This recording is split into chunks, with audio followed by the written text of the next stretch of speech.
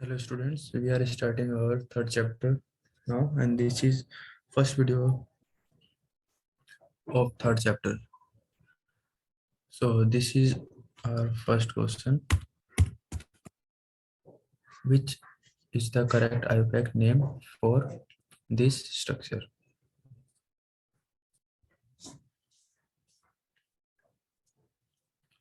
तो इसमें हम नंबरिंग यहाँ से करेंगे क्योंकि यहाँ पे हमारा पहला हैलोजन ग्रुप अटैच है 1 2 एंड यहाँ पे 2 कार्बन अटैच है 3 एंड अदर कार्बन इज 4. तो फर्स्ट पोजीशन में ब्रोमीन ग्रुप अटैच है तो 1 ब्रोमो हो जाएगा. तो ये लास्ट वाला ऑप्शन कैंसिल हो गया 1 ब्रोमो.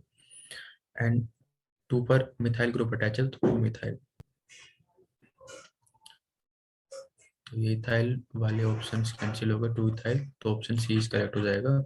इसकी करेक्ट आईपैक नेम होगा 1 ब्रोमो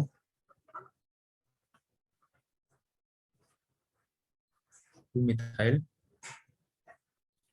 और number of carbon parent chain में कितने 1 2 3 4. 4 के लिए हम ब्यूट लगाते हैं और सभी सिंगल बॉन्ड से अटैच है तो एन 1 ब्रोमो 2 मिथाइल ब्यूटेन. इसका इफेक्ट नेम हो जाएगा. Next question is compound in which the halogen atom is bonded to a sp2 hybridized carbon atom of a carbon-carbon double bond is known as.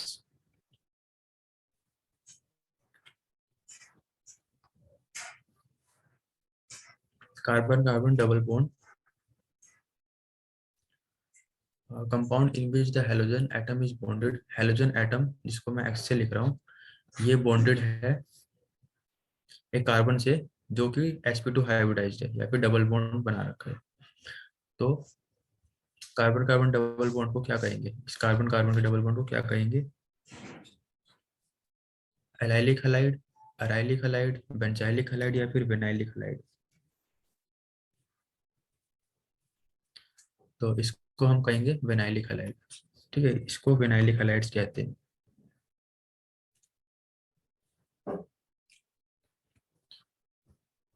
Which of the following is benzyl halogen compound? इनमें से कौन सा benzyl halogen compound है. Benzyl halogen compound. तो benzyl मतलब एक benzene ring होगी इसके अंदर. हेलोजन मतलब कोई एक हेलोजन का एटम होगा कंपाउंड के अंदर. तो अगर हम इसको लिखें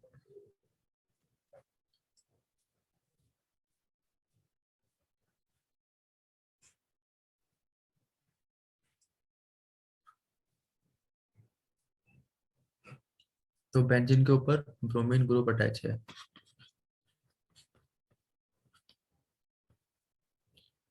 तो ये बेंजाइल हेलोजन नहीं है क्योंकि जो हेलोजन है वो sp2 कार्बन से अटैच है. नेक्स्ट इसको हम देखें तो ये भी बेंजीन से अटैच है ये ब्रोमीन. तो ये भी बेंजाइलिक हेलोजन नहीं है.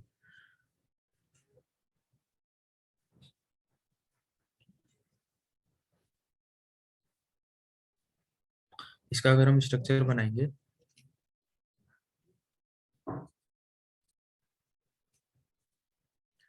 इसमें ऑप्शन बी के अंदर ये जो ब्रोमीन है ये बेंजीन रिंग पे अटैच नहीं है. ये ब्रोमीन बेंजीन के बाद ये जो कार्बन प्रेजेंट है इसके ऊपर अटैच है. तो इसका अगर मैं स्ट्रक्चर बना के आपको दिखाता हूँ तो ये बेंजीन रिंग है और इसके बराबर में ये कार्बन प्रेजेंट है सी. और इसके ऊपर ब्रोमीन एटम लगा हुआ है. और इसके बाद CH2, ये CH2 है और उसके बाद एक कार्बन है जिसके पास 3 मिथाइल ग्रुप लगे हुए हैं 1 2 3. इस तरीके से इस बी का स्ट्रक्चर बनेगा. तो ये बेंजाइल हेलोजन कंपाउंड है. ठीक है, क्योंकि इसके अंदर जो हेलोजन है वो sp3 कार्बन से अटैच है, sp2 कार्बन से अटैच नहीं है. और उस sp3 कार्बन के नेक्स्ट पर sp2 कार्बन है. ठीक है, जो कि डबल बॉन्ड बना रखा है. तो ये बेंजाइलिक हेलोजन कंपाउंड होगा. ऑप्शन बी करेक्ट आंसर होगा इसमें.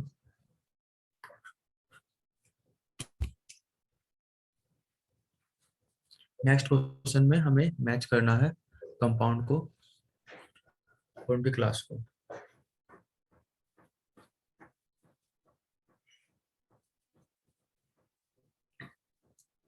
इसमें कार्बन की सिंगल बॉन्ड से बनी हुई चेन है, तो इसको हम एल्काइल हैलाइड कहेंगे, और हैलोजन ये है तो इसकी वजह से हैलाइड हम इसको कहेंगे। तो ए का 2 हो जाएगा, ए को 2 से मैच कर देंगे। यहाँ पे कार्बन जो है वो डबल बॉन्ड से अटैच है, तो इसको हम एलाइलिक हैलाइड कहेंगे। ठीक है, बी का हो जाएगा 4। जो हैलोजन है जिस कार्बन से अटैच है उसके एडजेसेंट वाला कार्बन पे डबल बॉन्ड है, तो इसी वजह से इसको एलाइलिक हैलाइड कहेंगे। यहाँ पे एक रिंग है, इसकी वजह से इसको एराइल हैलाइड कहेंगे। एराइल का मतलब रिंग होता है, तो सी का 1 से मैच हो जाएगा।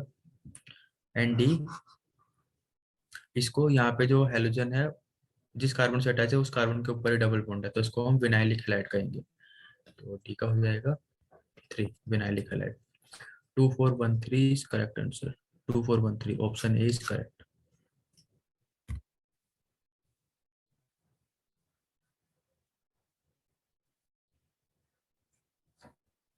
Which of the following is an example of vicinal dihalide? Vicinal को VIC से डिनोट करते हैं, तो इनमें से विसिनल डाइहैलाइड किसका एग्जांपल है?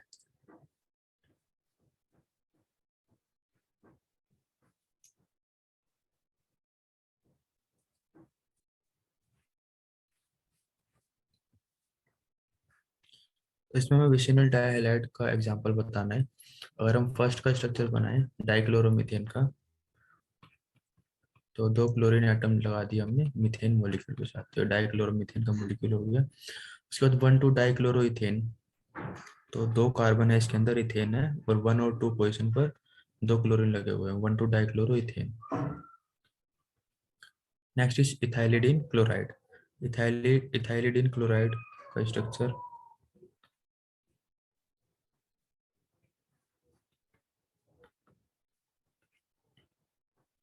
इस तरीके से हो जाएगा, और एलाइल क्लोराइड का स्ट्रक्चर हो जाएगा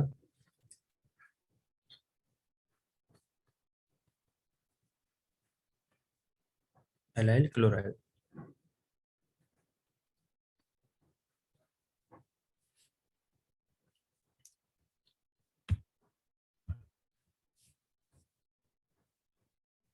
तो विसिनल डाइहैलाइड का करेक्ट आंसर हो जाएगा ऑप्शन बी, 1,2 डाइक्लोरोइथेन। ठीक है, क्योंकि इसमें एडजेसेंट कार्बन पर 2 क्लोरीन एटम लगे हुए हैं, इसलिए इसको विसिनल, और डाइहैलाइड 2 हैलोजन लगे हुए हैं इसलिए डाइहैलाइड कहते हैं, तो ऑप्शन बी करेक्ट आंसर हो जाएगा। और कहीं पर भी 2 एडजेसेंट कार्बन पर क्लोरीन एटम, 2 हैलोजन एटम नहीं लगे हुए, तो उसको किसी को भी इनमें से ACD को विसिनल डाइहैलाइड नहीं कहेंगे।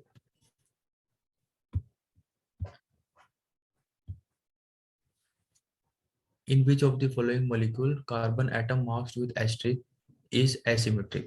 जो asterisk कार्बन मार्क्ड है उनमें से इनमें से कौन सा एसिमेट्रिक है?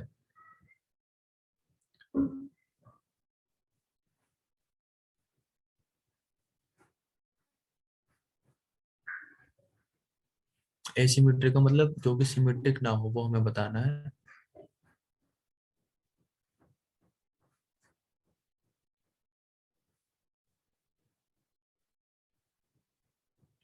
तो ये फोर्थ वाला एसिमेट्रिक नहीं होगा, क्योंकि यहाँ पर 2 सेम एटम लगे हुए हैं। उसके अलावा ये फर्स्ट भी एसिमेट्रिक होगा, सेकंड भी एसिमेट्रिक होगा, और थर्ड भी एसिमेट्रिक होगा, तो ऑप्शन बी करेक्ट हो जाएगा। 1 2 3 आर एसिमेट्रिक। फोर्थ एसिमेट्रिक क्यों नहीं होगा? क्योंकि अगर हम यहाँ से प्लेन को पास करेंगे तो ये दोनों हाइड्रोजन एक दूसरे के मिरर में शो करेंगे, और ये CH3 और ये C2H5 ये आपस में कट हो जाएंगे, और ये एक सेम एटम है। ठीक है, तो यहाँ पे सिमेट्रिक बन रही है। एसिमेट्रिक के अंदर चारों ही जो एटम या सब्स्टिट्यूएंट लगे हुए हैं वो डिफरेंट होने चाहिए। यहाँ पर 2 सब्स्टिट्यूएंट सेम है, इसलिए ये एसिमेट्रिक नहीं है, तो ऑप्शन बी करेक्ट ऑप्शन हो जाएगा। इस क्वेश्चन में हमें बताना है possible number of isomers of this compound के पॉसिबल नंबर ऑफ आइसोमर्स हमें बताने हैं। तो ड्रॉ करके देख लेते हैं कितने पॉसिबल हो सकते हैं।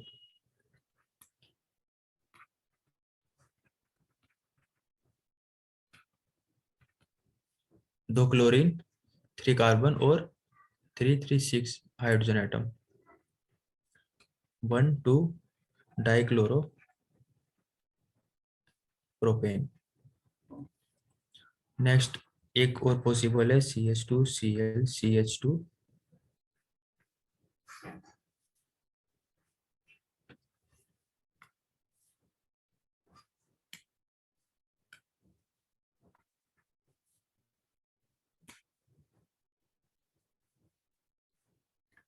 CH2Cl CH2 CH2Cl 1 और 3 पर 2 क्लोरीन एटम लगे हुए हैं, 2 क्लोरो प्रोपेन। ऐसे ही एक और पॉसिबल है CH2Cl2CH2CH3। ये हो जाएगा 1 1 डाइक्लोरो, पहले ही कार्बन पे दोनों क्लोरीन लगे हुए हैं, 1 1 डाइक्लोरोप्रोपेन। और एक और पॉसिबल है CH3CCl2CH3। इस बार सेकंड वाले कार्बन पे दोनों ही क्लोरीन एटम लगे हुए हैं, तो ये हो जाएगा 2 2 डाइक्लोरोप्रोपेन। कितने नंबर ऑफ आइसोमर पॉसिबल है? 4, 1 2 3 4। ऑप्शन बी करेक्ट ऑप्शन हो जाएगा। नेक्स्ट क्वेश्चन में फिर से हमें इसको मैच करना है। तो पहला ये इसका करेक्ट ऑप्शन कौन सा होगा, इसका नेम हमें बताना है, ठीक है। ऑप्शन कॉलम 2 में हमें नेमिंग दी हुई है, तो अगर हम इसकी नेमिंग यहाँ से करते हैं 1 2 3 4 5, यहाँ से नेमिंग क्यों करें, क्योंकि सेकंड कार्बन पर डबल बॉन्ड आ रहा है, और अगर यहाँ से नेमिंग करते हम तो फर्स्ट सेकंड थर्ड कार्बन पर डबल बॉन्ड आता है। तो हमें इस तरीके यहाँ से नेमिंग करनी होगी ताकि डबल बॉन्ड वाला कार्बन सबसे कम नंबर पर आ पाए। तो अगर हम यहाँ से नेमिंग करेंगे तो 4 पर ब्रोमो प्रेजेंट है, ब्रोमीन एटम, तो 4 ब्रोमो, 2 पर एल्कीन है और नंबर ऑफ कार्बन 5 है, तो 4 ब्रोमो पेंट 2 एन। तो फर्स्ट का ए हो जाएगा, फर्स्ट का ए, ठीक है। तो ऑप्शन ए इज करेक्ट, हम यहीं से देख के बता सकते हैं। बाकी में ए का 4 4, ए का 2 है। बाकी को भी हम चेक कर लेते हैं। इसमें फिर से हम नेमिंग यहीं से करेंगे, 1 2 3 4 एंड 5।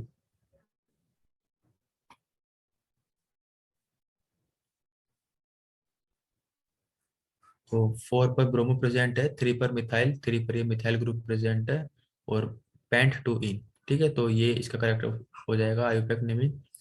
इसकी फिर से नेमिंग 1 2 3 4 5। 4 पर ब्रोमो एंड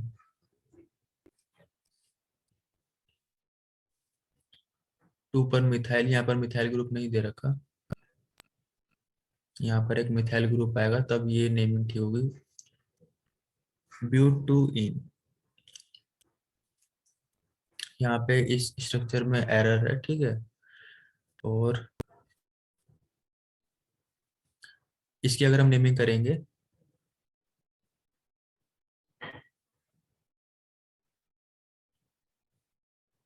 तो यहाँ से नेमिंग होगी 1 2 3 4 5। यहाँ से नेमिंग क्यों करी हमने, क्योंकि यहाँ पे हेलोजन भी फर्स्ट मतलब कम नंबर ऑफ कार्बन पर ही आ रहा है 1 पर, और जो डबल बॉन्ड वाला कार्बन है वो भी कम पर ही आ रहा है। अगर यहाँ से कर दे तो थर्ड पर डबल बॉन्ड वाला कार्बन आता और हेलोजन अवेलेबल नहीं था, तो इस वजह से यहाँ से नेमिंग हमने करी है।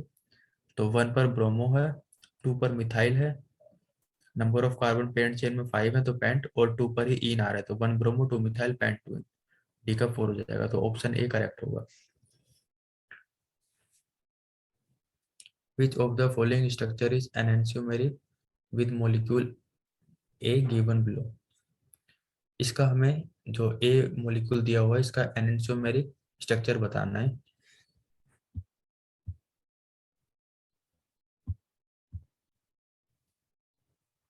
इसका एनेंशियोमेरिक स्ट्रक्चर बताने के लिए हमें इसकी मिरर इमेज बनानी होगी। तो अगर हम यहाँ पे एक मिरर प्लेस करेंगे और इसकी मिरर इमेज बनाएंगे तो किस तरीके से बनेगी,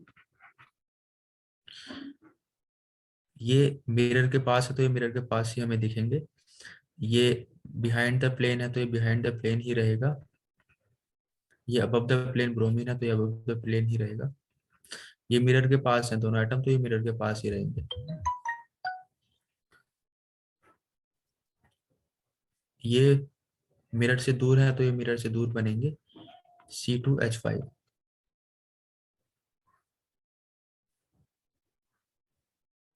तो ये स्ट्रक्चर किसका होगा?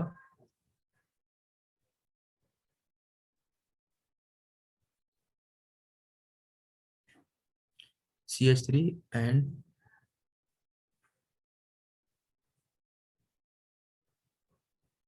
ब्रोमीन।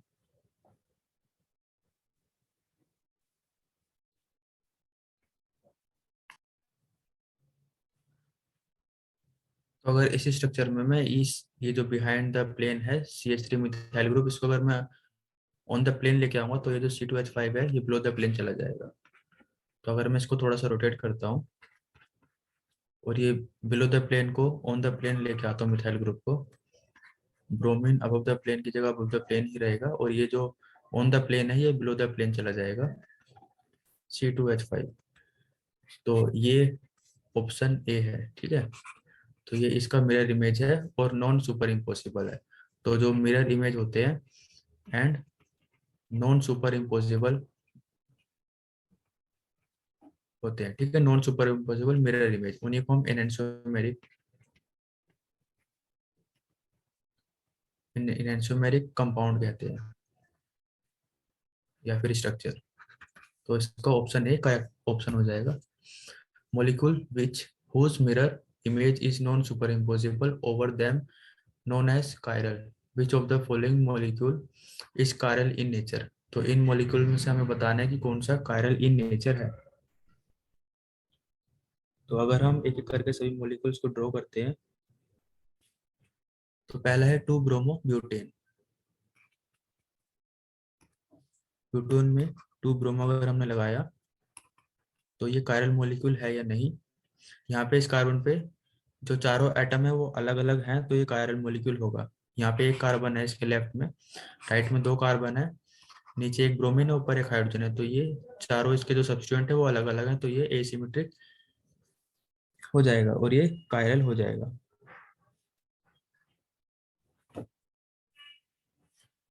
तो ऑप्शन ए ही करेक्ट ऑप्शन हो जाएगा, ठीक है। हमें बताना था कायरल कौन सा है इनमें से, तो जिस कार्बन के चारों सब्स्टिट्यूएंट ए बी सी और डी चारों ही सब्स्टिट्यूएंट अलग अलग होते हैं वही कायरल कार्बन होता है, ठीक है। तो इसके चारों सब्स्टिट्यूएंट अलग अलग है इसलिए कायरल कार्बन है। अगर हम बात करते हैं सेकंड वाले को, मैं बना के दिखाता हूँ आपको। 1 ब्रोमो ब्यूटेन, तो ये इसमें कोई भी कार्बन कायरल कार्बन नहीं होगा, क्योंकि सभी के ऊपर एक से ज्यादा सब्स्टिट्यूएंट सिमिलर है। इसमें 2 सब्स्टिट्यूएंट सिमिलर है, इसमें भी 2 हाइड्रोजन सिमिलर है, इसमें 3 हाइड्रोजन सिमिलर है, तो कोई भी कार्बन कायरल कार्बन नहीं होगा। सेम ऐसे ही 2 ब्रोमो प्रोपेन अगर हम बनाएंगे, 2 ब्रोमो प्रोपेन, तो यहाँ पर दोनों कार्बन सिमिलर है, तो इसलिए ये भी कायरल कार्बन नहीं होगा।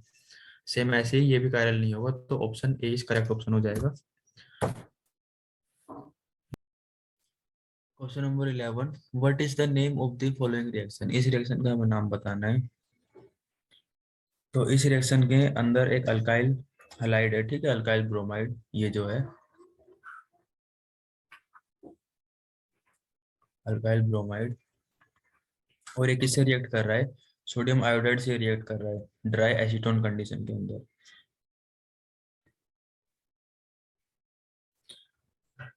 और ये रिएक्ट करके क्या दे रहा है, ये हमें दे रहा है अल्काइल आयोडाइड। तो इस रिएक्शन को हम कहते हैं फिंकलिस्टन रिएक्शन।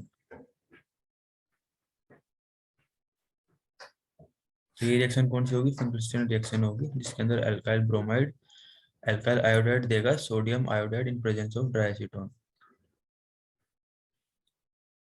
ये रिएक्शन किस वजह से होती है, यहाँ पे जो कार्बन और ब्रोमीन का जो बॉन्ड होता है, तो ये इलेक्ट्रोनेगेटिव हायर होता है, इलेक्ट्रोनेगेटिव कम होता है। यहाँ पर डेल्टा नेगेटिव चार्ज आता है, यहाँ पर डेल्टा पॉजिटिव चार्ज आता है, तो इस कार्बन पर अटैक होता है और ये ब्रोमाइड आयन रिलीज हो जाता है, और यहाँ पे अटैक होने की वजह से आयोडीन ऐड हो जाता है यहाँ पर।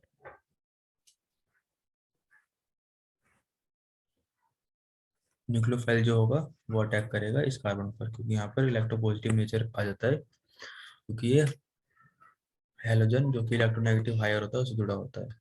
तो फिंक्शन रिएक्शन होगी। नेक्स्ट क्वेश्चन है साइक्लोब्यूटेन। ये साइक्लोब्यूटेन है,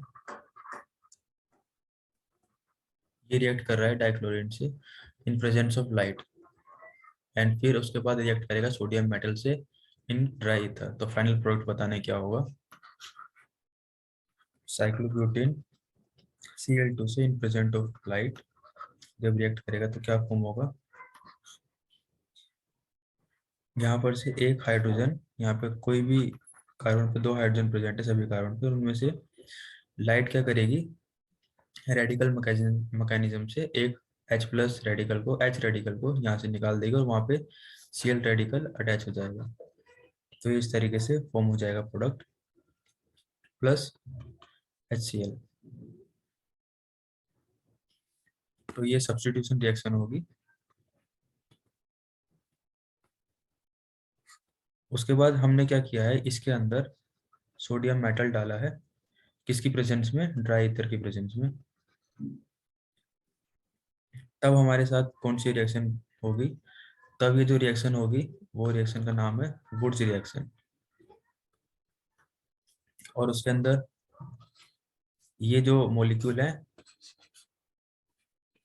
इसके दो मॉलिक्यूल सोडियम मेटल के दो मॉलिक्यूल के साथ रिएक्ट कराएंगे ईथर कंडीशन में, और यहाँ से दोनों ही क्लोरीन निकल जाएंगे और ये NaCl बन जाएगा 2NaCl। और यहाँ पे ये दोनों कार्बन, ये कार्बन एक ये कार्बन, दोनों कार्बन जुड़ जाएंगे, कार्बन कार्बन के बीच में न्यू बॉन्ड फॉर्म हो जाएगा और ये स्ट्रक्चर बनेगा। तो ऑप्शन डी जो है वो करेक्ट ऑप्शन होगा।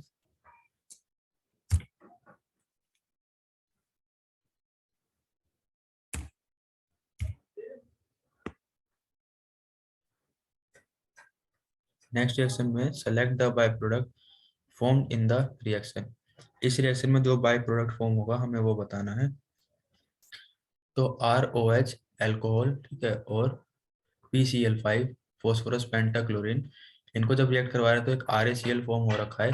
उसके बाद हमारे पास क्या बचेगा, हाइड्रोक्साइड आयन और PCl4 ये बचा है। तो ये दोनों मिलकर क्या प्रोडक्ट देंगे, ये एक तो प्रोडक्ट देंगे POCl3 और एक हाइड्रोक्लोरिक एसिड।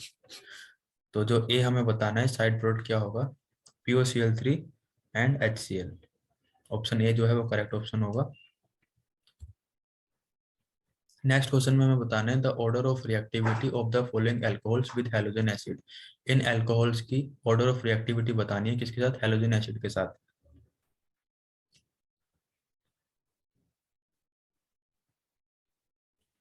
तो A B C तीन ऑप्शन दिए हुए हैं।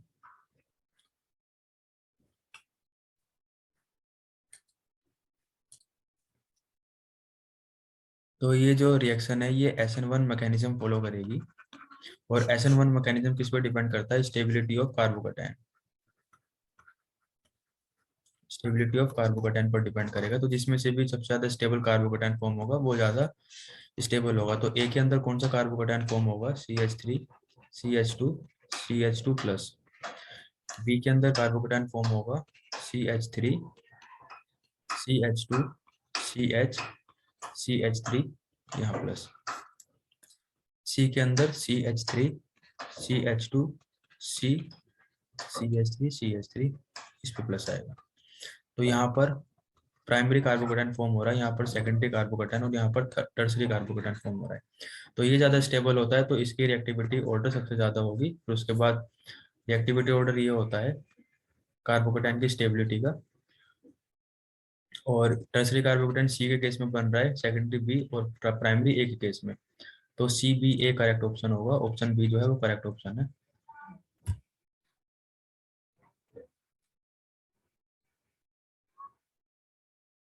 The alkene that give only one monochloro product on chlorination with Cl2 in presence of diffused sunlight। हमें वो एल्केन बताना है जो एक ही मोनोक्लोरो प्रोडक्ट देगा, ठीक है, ओनली वन मोनोक्लोरो प्रोडक्ट जो एल्केन देगा वो हमें बताना है।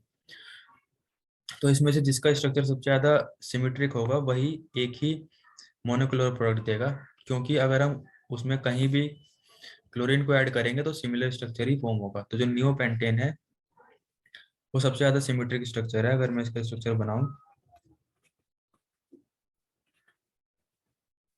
तो ये नियोपेंटेन का स्ट्रक्चर होगा जिसमें सबसे ज्यादा सिमेट्रिक है, बाकी कंपेयर हम करेंगे तो। और इसके अंदर हम कहीं भी अगर क्लोरीन को ऐड करते हैं किसी भी हाइड्रोजन को निकाल के तो सेम ही प्रोडक्ट आएगा, क्योंकि इसके अंदर जितने भी हाइड्रोजन है, 3 हाइड्रोजन यहाँ, 3 यहाँ, 3 यहाँ और 3 यहाँ, ये सारे ही हाइड्रोजन इक्विवेलेंट है। मतलब सभी हाइड्रोजन जो है वो सेम है, सभी का जो एनवायरनमेंट है वो सेम है। तो हम किसी भी हाइड्रोजन की प्लेस पर अगर क्लोरीन को सब्स्टिट्यूट करेंगे तो सेम ही प्रोडक्ट आएगा। इस वजह से यहाँ पर only one monochloro product possible होगा क्लोरीनेशन करने पर। तो नियोपेंटेन जो है वो करेक्ट ऑप्शन होगा। Gattermann reaction is, Gattermann reaction के अंदर कौन सा सब्स्टिट्यूएंट रिएजेंट यूज करते हैं वो हमें बताना है। तो कॉपर प्लस हाइड्रोजन ब्रोमाइड जो रिएक्टेंट है, रिएजेंट है, वो गेटरमैन रिएक्शन का है।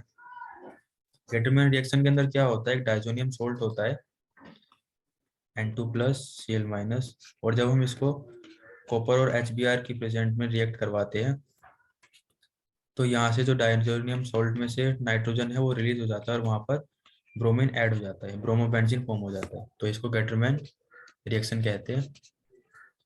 तो ऑप्शन ए करेक्ट ऑप्शन होगा। नेक्स्ट क्वेश्चन है the product form on the reaction of dibromine with silver benzoate in the presence of CCl4 and heat. CCl4 और हीट की प्रेजेंस में, कार्बन टेट्राक्लोराइड और heat की प्रेजेंस में हमें इन दोनों को रिएक्ट करवाना है और बताना है क्या फॉर्म होगा। तो बेंजोएट, सिल्वर बेंजोएट का अगर मैं स्ट्रक्चर बनाऊं तो ये सिल्वर बेंजोएट का स्ट्रक्चर हो गया, और इसको Br2 से in presence of CCl4 and heat मैं रिएक्ट करवाऊं तो क्या प्रोडक्ट फॉर्म होगा, Br2, Br2 plus Br plus AgBr plus CO2। यहाँ से एक तो डिकार्बोक्सिलेशन होगा, CO2 रिलीज हो जाएगा, और जो सिल्वर है वो ब्रोमीन के साथ रिएक्ट करके AgBr फॉर्म कर लेगा, और एक ब्रोमीन इस बेंजीन पर सब्स्टिट्यूट होकर ब्रोमोबेंजीन फॉर्म कर लेगा। तो C6, इसका अगर मैं केमिकल फॉर्मूला लिखूं C6H5Br, C6H5Br, ऑप्शन ए जो है वो करेक्ट ऑप्शन होगा। Chlorobenzene is formed by reaction of chlorine with benzene in presence of AlCl3. Which of the following species attack in the benzene ring in the reaction? तो benzene ring पर इनमें से कौन सी species attack करेगी? ठीक है, chlorobenzene form हो रहा है, रिएक्शन किस किस की हो रही है, क्लोरीन की और बेंजीन की।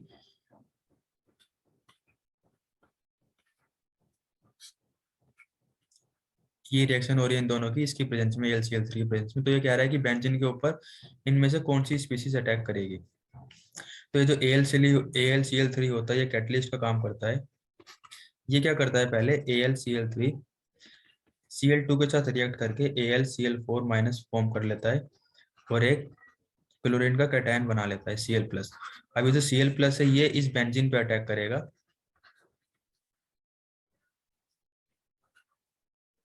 और क्लोरोबेंजीन एज अ प्रोडक्ट देगा। तो किसने अटैक किया बेंजीन के ऊपर, Cl+ ने। तो ऑप्शन बी जो है वो करेक्ट ऑप्शन होगा।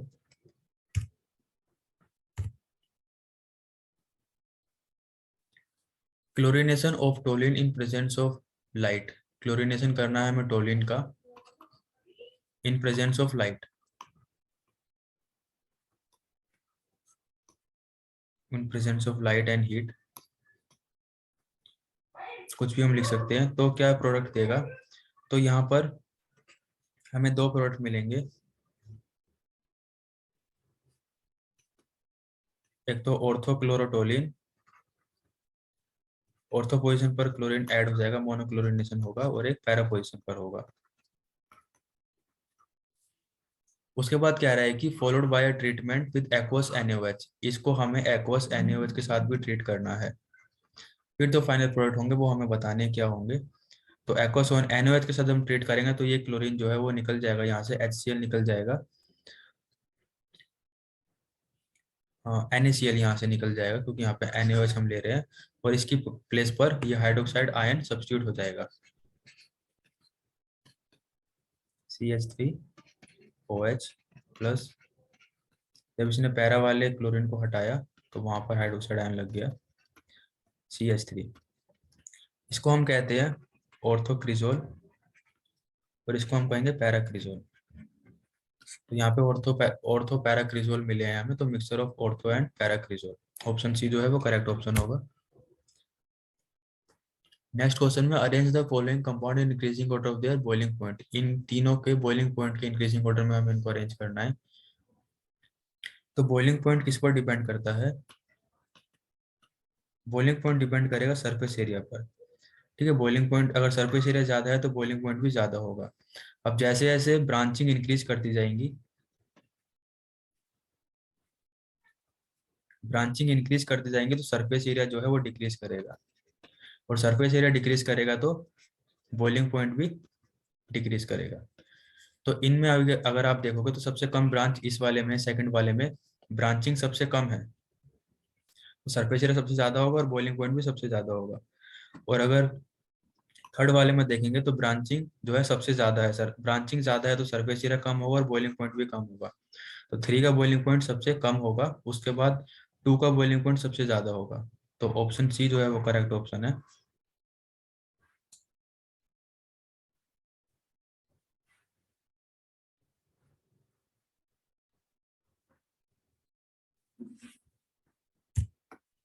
Which is the correct increasing order of boiling point of the following compound. ये जो हमें कंपाउंड दिए हुए हैं, 1 आइडोब्यूटेन, 1 ब्रोमोब्यूटेन, 1 क्लोरोब्यूटेन और ब्यूटेन, 1 2 3 4, 1 2 3 4,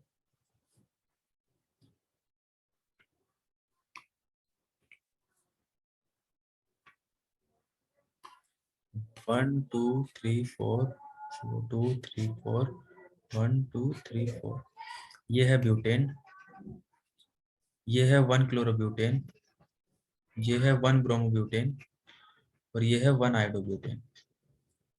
तो बॉइलिंग पॉइंट जो है वो एक चीज पर और डिपेंड करता है, लास्ट वाले केस में हमने सरफेस एरिया और ब्रांचिंग पर देखा था।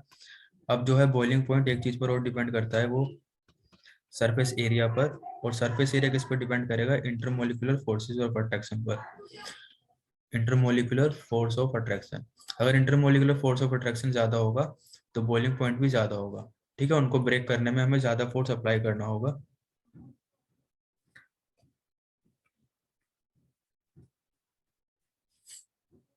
अभी इंटरमोलिकुलर फोर्स किस पर डिपेंड करेगा, ये डिपेंड करेगा मोलिकुलर मास पर। किसी का मोलिकुलर मास ज्यादा होगा तो उसका इंटरमोलिकुलर फोर्स ज्यादा होगा, तो उसका बॉइलिंग पॉइंट भी ज्यादा होगा। इन तीनों में से सबसे ज्यादा मोलिकुलर मास इसका है आयोडीन, 1 आइडोब्यूटेन का, देन ब्रोमीन का, देन क्लोरो का, और सबसे कम है ब्यूटेन का। तो ऑप्शन ए जो है वो करेक्ट ऑप्शन हो गया। Arrange the following compound in order of increasing dipole moment, हमें डायपोल मोमेंट के इंक्रीजिंग ऑर्डर में इनको अरेंज करना है। सबसे पहले है टोलिन,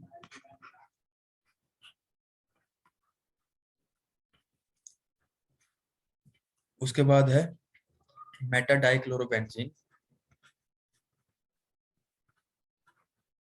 ऑर्थो मेटा,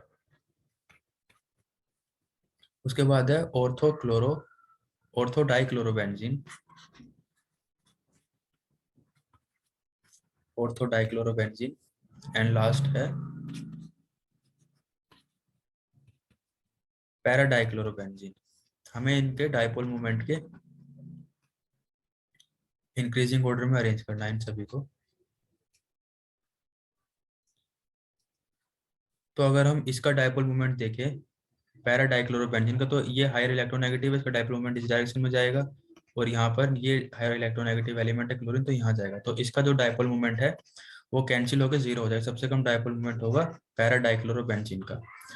तो फोर्थ वाले का सबसे कम होगा, फोर्थ वाले का सबसे कम होगा, तो ऑप्शन ए जो है वो इनकरेक्ट हो गया, बी सी डी में से कोई आंसर है। उसके बाद सबसे ज्यादा डायपोल मोमेंट किसका होगा? सबसे ज्यादा डायपोल मोमेंट उसका होगा जिसमें दोनों ही डायपोल मोमेंट की डायरेक्शन सेम हो। यहाँ पे देखें हम, तो इसका ये क्लोरीन हाई इलेक्ट्रोनेगेटिव है, तो इसका डायपोल मोमेंट का डायरेक्शन ये होगा, और इस वाले क्लोरीन की वजह से डायपोल मोमेंट का डायरेक्शन ये होगा, तो रिजल्टेंट डायपोल मोमेंट का डायरेक्शन ये हो जाएगा, क्योंकि दोनों दोनों सेम ही डायरेक्शन में लग रहे हैं। तो सबसे ज्यादा डायपोल मोमेंट होगा ऑर्थो डाइक्लोरोबेंजीन के अंदर। ऑर्थो डाइक्लोरोबेंजीन थर्ड था, तो ऑप्शन सी भी कैंसिल हो गया, ऑप्शन बी और डी में से करेक्ट ऑप्शन होगा। अब हमें वन और टू को कंपेयर करना है, तो इसका डायपोल मोमेंट का डायरेक्शन ये होगा, इसका डायपोल मोमेंट का डायरेक्शन ये होगा। तो इसमें ये जो मेटा डाइक्लोरोबेंजीन है ये जीत जाएगा, इसका डायपोल मोमेंट ज्यादा होगा एज कम्पेयर टू टोलिन के केस में। तो सेकंड का ज्यादा होगा और फिर फर्स्ट का सेकंड से कम होगा, तो ऑप्शन जो है वो बी ऑप्शन करेक्ट होगा।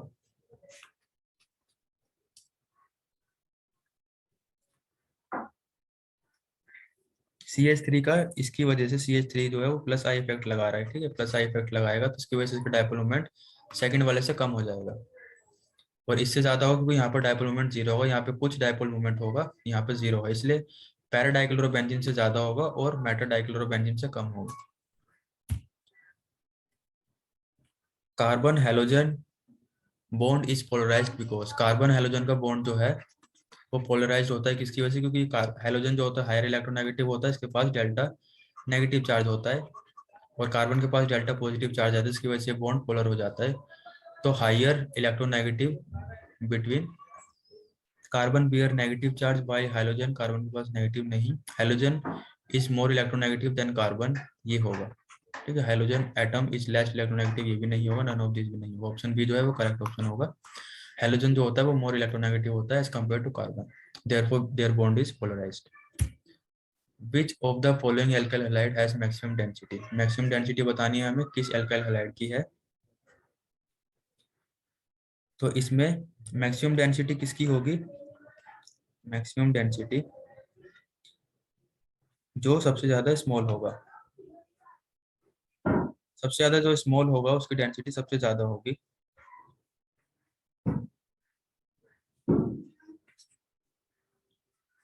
अब यहाँ पे अगर हम देखें तो यहाँ पे एक CH3 है, यहाँ पे भी CH3 है, यहाँ पे C2H5, यहाँ पे C3H5, तो ये तो लार्ज हो गई, इनकी तो नहीं होगी। इन दोनों में अगर हम कंपेयर करें तो मिथाइल मिथाइल दोनों में है। उसके बाद हमें अब कंपेयर करना है हेलोजन को, यहाँ पे ब्रोमीन है, यहाँ पे आयोडीन है। तो ब्रोमीन और आयोडीन में हम अगर कंपेयर करें तो आयोडीन जो है वो हैवी है, हैवीएस्ट जो है वो आयोडीन है एज कम्पेयर टू ब्रोमीन। तो अगर हम हेलोजन को कंपेयर करेंगे तो आयोडीन की ज्यादा इलेक्ट्रॉन डेंसिटी होगी, और मिथाइल दोनों में ही सेम है, तो जो सबसे ज्यादा higher electron density, higher maximum density वाला हो गया वो CH3I हो गया। तो ऑप्शन डी जो है वो करेक्ट ऑप्शन होगा, मैक्सिमम डेंसिटी। हाइड्रोकार्बन है वो स्मॉल होना चाहिए, स्मॉल होना चाहिए हाइड्रोकार्बन, और हैवियर होना चाहिए halogen. Arrange the following compound in increasing order of the density, इनकी डेंसिटी की इंक्रीजिंग ऑर्डर में हमें अरेंज करना है। तो वही डेंसिटी फिर से डायरेक्टली प्रोपोर्शनल है किसके? मॉलिक्यूलर मास के। मॉलिक्यूलर मास अगर ज्यादा होगा तो डेंसिटी भी ज्यादा होगी, तो इनमें से मॉलिक्यूलर मास किसका ज्यादा होगा? इसका सबसे कम होगा, फर्स्ट वाले का, तो फर्स्ट वाले की डेंसिटी सबसे कम होगी, ऑप्शन सी और डी कैंसिल आउट हो गए हैं। और सबसे ज्यादा किसका होगा?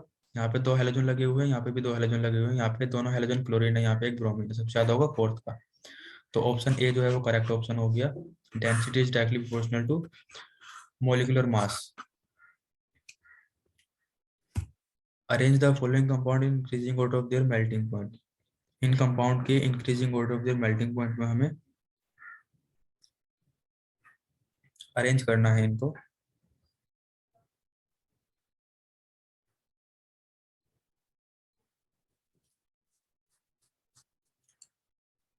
ये है पैरा डाइक्लोरोबेंजीन, ये है मेटा डाइक्लोरोबेंजीन, ये है ऑर्थो डाइक्लोरोबेंजीन। तो पैरा डाइक्लोरोबेंजीन का जो मेल्टिंग पॉइंट होता है वो सबसे ज्यादा हाईएस्ट होता है। क्यों हाईएस्ट होता है? क्योंकि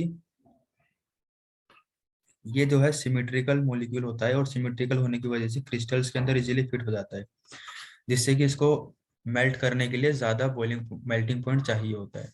तो 3 का सबसे ज्यादा होगा, तो ऑप्शन ए कैंसिल हो गया, बी सी डी में से ऑप्शन हो सकते हैं। उसके बाद फर्स्ट और सेकंड को अगर हम कंपेयर करें तो ये इक्वल हो सकता है, ठीक है। एक तो ये इक्वल हो सकते हैं फर्स्ट और सेकंड, और अगर इक्वल होंगे, इक्वल होने के अलावा भी इनमें से कौन सा ज्यादा होगा, तो इनमें से ये फर्स्ट वाला जो है ऑर्थो का, इसका मेल्टिंग पॉइंट हाईएस्ट होगा।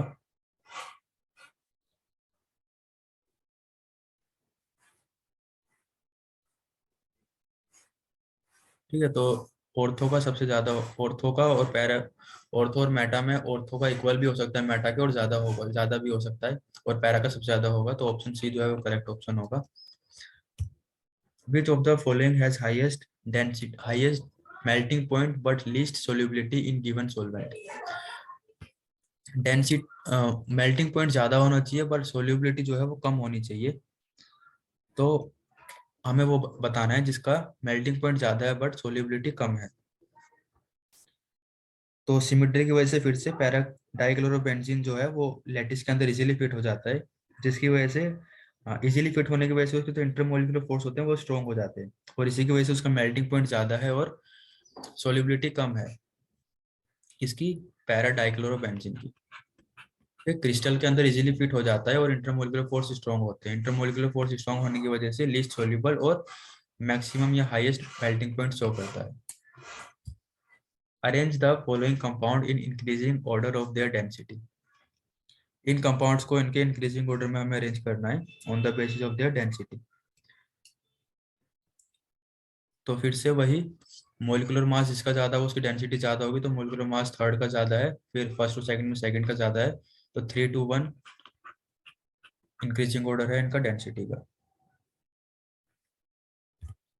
The main product of the reaction, इस रिएक्शन के हमें मेन प्रोडक्ट के बारे में बताना है। तो यहाँ पे होगा एलिमिनेशन रिएक्शन। ये जो हाइड्रोक्साइड है ये यहाँ से इस हाइड्रोजन को एब्स्ट्रैक्ट कर सकती है और एक इस हाइड्रोजन को एब्स्ट्रैक्ट कर सकता है। तो जो भी स्टेबल प्रोडक्ट होगा वो हमें बताना है। मेन प्रोडक्ट पूछ रखा है इसने, तो मेन प्रोडक्ट यहाँ पे एल्कीन फॉर्म होगी, ब्यूटीन, CH3 CH, एक ये ब्यूटीन फॉर्म होने के चांसेस हैं, और एक CH2 CH, CH2 CH3। तो ये जो है माइनर प्रोडक्ट होगा, ये मेजर प्रोडक्ट होगा। तो ब्यूटीन जो है वो मेजर प्रोडक्ट होगा, क्योंकि सिटजेफ रूल से हम बता रहे हैं जो ज्यादा सब्स्टिट्यूटेड एल्कीन होती है वो मेजर प्रोडक्ट फॉर्म होता है। तो ऑप्शन बी जो है वो करेक्ट ऑप्शन होगा। Thank you student, this is all for this video. अगर वीडियो अच्छा लगा हो, कुछ टॉपिक्स आपको समझ आए हो, तो वीडियो को लाइक करना, चैनल को सब्सक्राइब करना। मिलते हैं नेक्स्ट वीडियो में चैप्टर की।